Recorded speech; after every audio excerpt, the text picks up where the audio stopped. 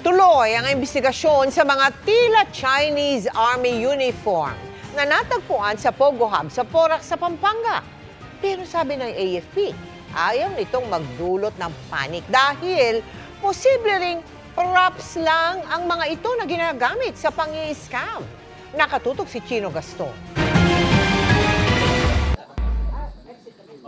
Nang pasukin ng mga otoridad ng isang Pogo Hub sa Porac, Pampanga, nasamsam ang mga high-powered firearms at ilang set ng uniforme ng umano'y Chinese military.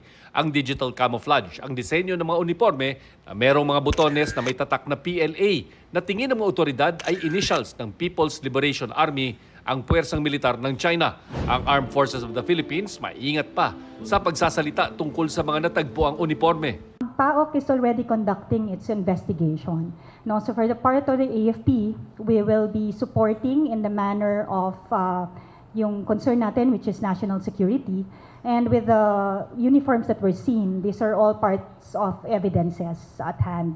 So we are trying to look at the veracity of the report, whether they're legit uniforms. And these are also very few in number, no, to be part of a troop. So we do not want to unnecessarily cause panic to the general public. Pero sabi rin ng AFP, posibleng ginamit lang bilang props ang mga uniforme lalo't ang Pogo operations ay sangkot sa paggawa ng iligal na mga aktibidad gaya ng online scams.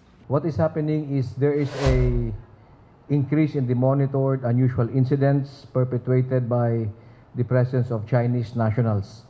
Without saying yet that these are risks to national security, what we have seen are violations of simple or rather simple common crimes. Pero ang ilang senador na kasamang nag-iimbestiga sa Pogo sa Pilipinas, nagpahayag na ng pagkabahala sa mga nakitang uniforme. Sabi ni Senadora Risa Ontiveros, nakakapangilabot daw ang implikasyon ng mga uniforming ito. Malinaw daw na sinamantala ng mga Pogo ang kahinaang pang-ekonomiya ng bansa, naging pugad na ng krimen at ngayon ay banta na sa pambansang seguridad. Para naman kay Senador Sherwin Gatchalian, malinaw daw itong ebidensya na national security threat ang mga Pogo na nagbukas ng pintuan sa pagpasok ng mga sindikato at sa mga nagnanais na pahinain ng gobyerno at institusyong politikal. Kaya dapat daw hindi napayagan ang mga Pogo sa bansa. Sabi naman ni Senador Jinggoy Estrada, ng chairman ng Committee on National Defense, tunay man o props ang mga uniforming ito, hindi ito dapat baliwalain ng mga otoridad at dapat alamin kung saan ginagamit. Sinusubukan pa ng GMA Integrated News na makuha ang panig ng National Security Council at ng Palasyo ukol dito. Para sa GMA Integrated News, Chino Gaston, nakatutok, 24 oras.